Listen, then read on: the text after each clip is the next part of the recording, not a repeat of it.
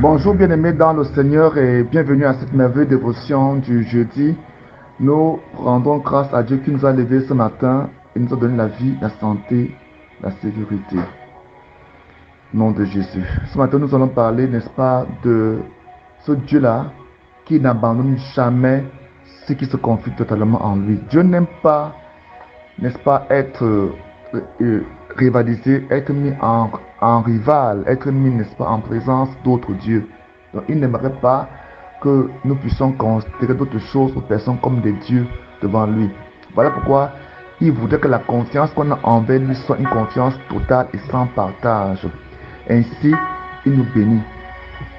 Nous devons comprendre que Dieu est un Dieu jaloux. Dieu est un Dieu qui est jaloux et il veut être reconnu comme étant Dieu. Il est un Dieu qui se cache, mais il veut que toute la gloire lui revienne en toutes choses. Alors lorsque nous prenons appui sur des autres choses ou personnes en dehors de lui, ça ne lui plaît pas. C'est une malédiction que nous amassons sur notre vie. Dans le livre de Proverbes chapitre 3, à partir du verset 1 jusqu'au verset 5, la Bible dit: Mon fils, n'oublie pas mes instructions et que ton cœur retienne mes commandements, car ils rallongeront tes jours et ajouteront les années de ta vie et t'assureront le bonheur. Que l'amour et la fidélité ne te fassent jamais défaut. Attache-les autour de ton cou, grave-les sur les tablettes de ton cœur et tu obtiendras la faveur de Dieu et des hommes. Tu auras la réputation d'être un homme de bon sens. Mets ta confiance en l'Éternel de tout ton cœur et ne te repose pas sur ta propre intelligence. Verset 6, continuons. Cherche à connaître sa volonté pour tout ce que tu entreprends et il te conduira dans le droit chemin. Ne te prends pas pour un sage. Révèle l'Éternel, détourne-toi du mal. Ce sera une bonne médecine qui t'assurera la santé du corps et la vitalité de tout ton être. Honore l'Éternel en lui donnant une part de tes biens et en lui offrant les prémices de tes revenus. Alors tes greniers regorgeront de nourriture et tes cuves déborderont de vin. Mon fils, si l'Éternel te corrige, ne t'en fais pas fi. S'il te reprend, ne te patiente pas, car c'est celui qu'il aime que l'Éternel reprend, agissant comme un père avec lui, avec l'enfant qu'il chérit. La Bible ici nous montre que Dieu, n'est-ce pas, aime la confiance totale qu'on lui fait. Il dit que lorsque nous confions totalement en lui, premièrement, il nous bénit, il nous assure une longue vie, il nous assure une santé. Il dit: révère l'Éternel et ne cherche pas à te reposer sur ta sagesse. Donc nous ne devons pas nous confier en nous-mêmes quand nous marchons avec Dieu. Il dit: dans tout ce que tu entreprends, cherche à connaître sa volonté. C'est très clairement écrit. Dans tout ce que tu entreprends, tu veux entreprendre un voyage, cherche à connaître sa volonté. Est-ce que l'Éternel est en faveur de ton voyage pour l'Europe, pour l'Afrique? Cherche à connaître sa volonté pour tout ce que tu entreprends et il te conduira sur le droit chemin. Ne te prends pas pour un sage. Verset 7. Révèle l'Éternel et détourne-toi du mal. Il dit: ça sera une bonne médecine pour ton corps, pour ta chair, et tu seras en santé, tu vivras longtemps. Amen. Dans le livre d'Ésaïe chapitre 49, verset 25 au verset 26, il dit: voici ce que déclare l'Éternel. Les captifs du guerrier nous seront-ils enlevés? Ce cas que le tyran va-t-il être délivré? Dieu dit: je ferai un procès moi-même à ceux qui te font un procès. Je délivrerai moi-même tes enfants. J'amènerai tes oppresseurs à s'entre-déchirer et ils s'énivreront du sang les uns des autres comme d'un vin nouveau. Alors tout le monde saura que celui qui te sauve, c'est moi, l'Éternel, que ton libérateur, c'est le Tout-Puissant de Jacob. C'est ce qu'il est écrit ici dans Ésaïe chapitre 49, verset 25 à 26. Dieu montre, n'est-ce pas, son engagement à te sauver, à te guérir, à te bénir, si tu te confies totalement en lui. Évitons de nous confier en nous-mêmes, parce qu'il y a beaucoup de gens qui se croient sages à leurs propres yeux. Ils font des projets. Un projet peut paraître très bon à tes yeux, même aux yeux de tes conseillers, mais en vérité, tu n'as pas consulté l'Éternel. Peut-être l'Éternel est contre ce projet parce qu'il connaît le fond, il connaît, n'est-ce pas, la fin de toutes choses. Si tu vas vers le Seigneur avec ce projet, en lui confiant, il te dirigera. Beaucoup vont me dire: nous ne savons pas entendre la voix de l'Éternel. Tu n'as pas besoin d'entendre sa voix.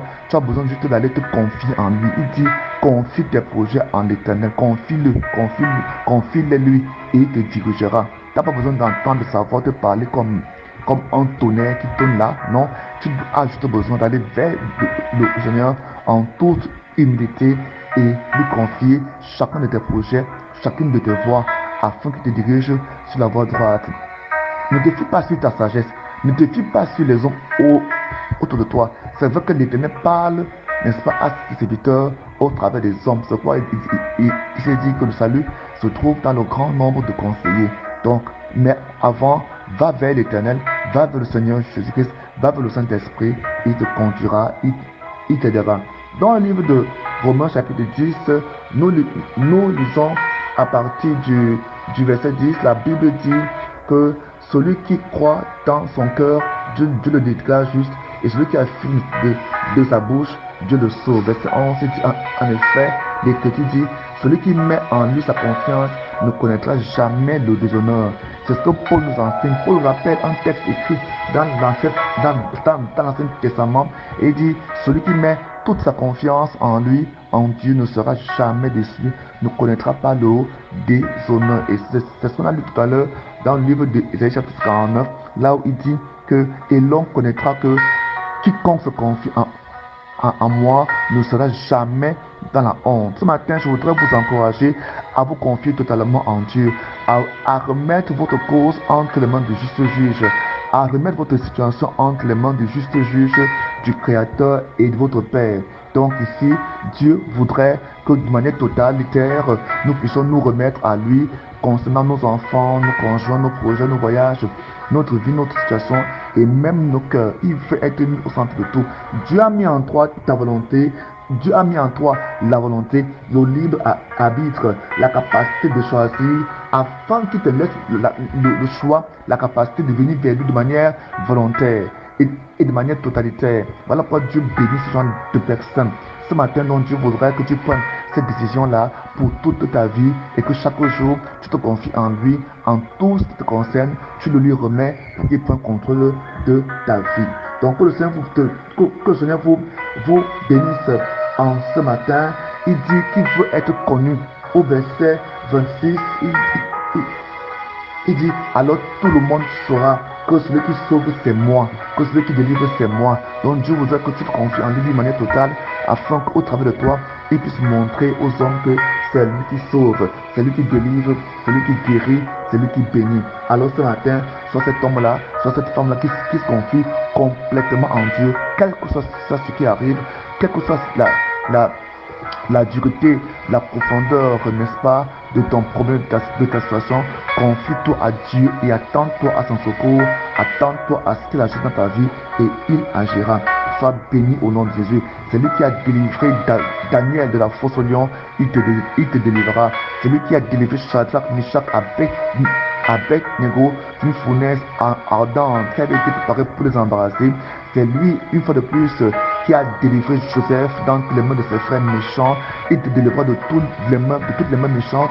Il te délivrera des pièges de l'ennemi. C'est lui qui propulsa Mardochée à la suprématie à Babylone. C'est lui qui propulsa encore Joseph à la royauté en Égypte. C'est encore lui qui agit et qui ramena Esther de l'esclavage au trône de gloire. Il peut le faire pour toi, il peut le faire complètement pour toi. Ici, fais de l'Éternel tes délices et il te donnera ce que ton cœur désire. Alors ce matin, ne nous confions pas en notre sagesse, parce que notre sagesse est trompeuse.